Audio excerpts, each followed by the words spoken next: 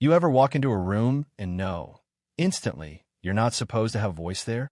That was me, right then, just a server holding a silver tray, invisible behind a dozen suits negotiating billions. But when I heard what Sheikh Hassan al-Rashid said, well, I couldn't help myself. Excuse me, Serbat. What you just said is a linguistic trap. If they sign, they'll lose control of everything. You know what I mean? Silence hit the room like a slap. Every head turned in perfect unison, and for a split second, nobody breathed, not even the chandelier. He sat at the end of that long marble table gray suit, untouchable, every inch the king of the castle. His words had just rolled out in Arabic, language thick as smoke, and I guess he didn't think anyone outside his circle would catch it. But I did. I'd spent years learning what traps look like, and when you hear one, you just know. I didn't flinch when they stared. I just set the water down, straightened my back, and locked eyes with the sheik. Not with defiance, just certainty. I think that threw him off more than the words. 1 second. You speak Arabic? He shot back, switching to English, cool as a blade. I replied, in his dialect, and I understand the difference between intention and manipulation. Yeah, that happened. A few people gasped. One old partner at Landstone Holdings started fanning himself. Someone whispered, "Is she even staff?" Like I was a ghost. I ignored them. I was focused on the sheik. That clause you're offering, I said, it's not a safety net. It's a retroactive override. You can pull the rug whenever you want, and nobody's safe. I'd seen this before, how loopholes get dressed up in polite language until someone loses everything. He asked if I had legal training. I told him about my master's in international finance, about working 3 years in Abu Dhabi, about coming home to take care of my mother, and then ending up here because sometimes, even with degrees, all people see is your name and your skin. The sheik's eyes went hard. You interrupt my statement, then accuse me of deception. This is disrespectful. I felt the heat rise in my neck, but I held on. I meant no disrespect, only clarity. He called for security, cold as ice, but right then someone across the table, Robert Malloy, the kind of lawyer who's seen too much, said, "Let her speak." She might be right. That was the moment everything shifted. Instead of being kicked out, I ended up in a standoff. The sheik grilled me about my work in Abu Dhabi. I answered calm as I could, but honestly I was shaking inside. "You're not just a maid," he said, almost to himself. "No, but that's what pays the bills right now." The translator beside him looked like he wanted the floor to swallow him. When the sheik asked, "How long have you known she was right?" the guy just bolted, leaving his notes behind. The meeting ended abruptly. The sheik told the Americans to come back with someone who could actually read the contract. Me? I was just glad to escape without losing my job, at least, not yet. Back in the staff elevator, Karma, me only real friend here, gave me that, "Girl, what did you do?" look. I might have said too much. I shrugged. Carmen just grinned. Or maybe just enough. Turns out, just enough is a dangerous amount. By the time I got to the locker room, Mr. Jenkins, my supervisor, was sweating bullets. "You're on thin ice," he hissed. "Upper management already called. You embarrassed us." I stood my ground. I protected them. Then, like a plot twist, Veronica Ellison, the general manager, queen of the hotel, rarely seen by mortals, walked in.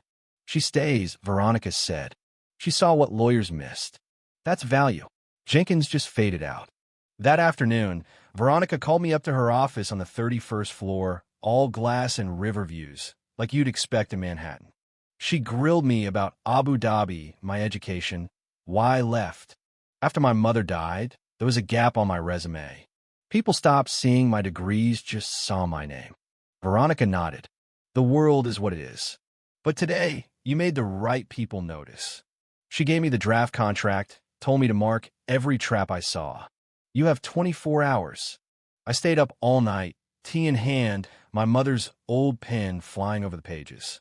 Every clause, every bit of legal fog-red flags everywhere. Strategic ambiguity, hidden override powers, the kind of thing that ruins lives if nobody calls it out. By sunrise, I'd flagged 10 sections. Next morning, back in Veronica's office, I handed over the binder, shaky but proud. "You worked all night?" she asked. If they'd signed yesterday, it would have been a disaster. She checked my notes, raised an eyebrow on my citations. "You've still got it," she said. "You remind me of your father." I knew him. Quiet man, brilliant mind, never took credit. That hit me. Dad always said justice is a long road, but someone has to start walking. Before I knew it, the sheik asked for me at the next negotiation. Not as a server this time, as a consultant. I traded my uniform for a gray dress, binder in hand, head held high. This time, I was the one with the answers. The sheik nodded. "Miss Williams." I replied in Arabic. "Your Excellency." For 2 hours, I translated between legal intent and cultural nuance, helping bridge the gap. It wasn't magic, just honest work, but by the end, the room was balanced and both sides agreed to revise the deal. But life doesn't hand you happy endings on a platter. 3 days in, I started noticing strange things. Files I requested would disappear. Badge access glitches. Hushed whispers in hallways. Not all hostile, but enough to say someone didn't want me digging. A new colleague, a mall fared from Dubai, leaned over one day and said, "You know, they expected you to take the money and fade." I just smiled. Instead, I asked for the source docs.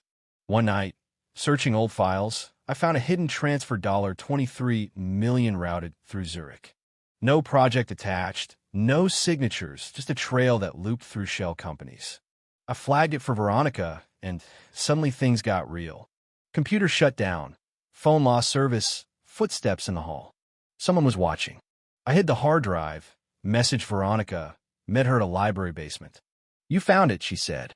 We realized it wasn't just fraud, but a betrayal of every community we were supposed to help. With help from Amal and Angelina, another compliance officer, we tracked the money through old contacts, found proof that environmental justice funds meant for Native communities were stolen, redirected by insiders like Philip Warren and Harold Covington, the firm's counsel. Elijah Rowe, a retired controller, gave us the smoking gun. Emails, ledgers, signatures. Hard truth. Boardroom showdown, yeah, just like in the movies. We presented the evidence. Faces went pale, some angry, others relieved it was finally in the open. Sheikh Hassan took emergency action, suspended Warren and Covington, ordered a full independent audit. But I knew, removing a few snakes doesn't change a rotten system. We needed new checks, outside audits, real whistleblower protection. Veronica and I designed a new framework, not just for this company, but as a model for others. Then came the off-era permanent advisory role. To be honest, I hesitated. Trust is hard, and sticking around means betting on change. Veronica said, "Systems only as honest as those who stay and fix it." She was right. I accepted. Soon, I was leading the global rollout of an integrity charter, transparency, community oversight, real metrics, not just PR. We brought local leaders into every contract. In Mexico City, a woman named Sophia told me, "Our community has been promised clean water before. How do we know this isn't just talk?" I promised and delivered full visibility, direct local oversight, and phased funding tied to real milestones. We took the same model to Romania, Thailand, the Midwest, everywhere. And when things got tough, I reminded people, if we fail, we own it openly and learn in public. That's how trust works. 1 year later, the lobby of the Empire Grand Hotel held a brass plaque, saved by a voice that refused to stay silent. My name was there, but I told everyone, this isn't just for me. It's for every person who chooses justice over comfort. Carmen hugged me in front of the crowd, and I knew the journey was worth it. Today, I sit on a global ethics council, training local teams, shaping policy for projects I once served water to. And whenever a new challenge hits my desk, a contract with fuzzy language, a missing million, I remember what my dad said, "A bridge doesn't protect you from the storm, it lets you cross it." This movement is bigger than any one person, but it started because someone dared to speak up. So, yeah, that's my story, or at least the beginning of it. If you've ever felt unseen, unheard, or just one voice against a machine, remember, one voice can echo, and sometimes it's all you need to spark a reckoning. Now let me ask you, what would you do if you were in that boardroom? Would you speak up, or would you stay silent? Drop your thoughts in the comments. Let's talk about justice, courage, and what it takes to change a system one voice at a time.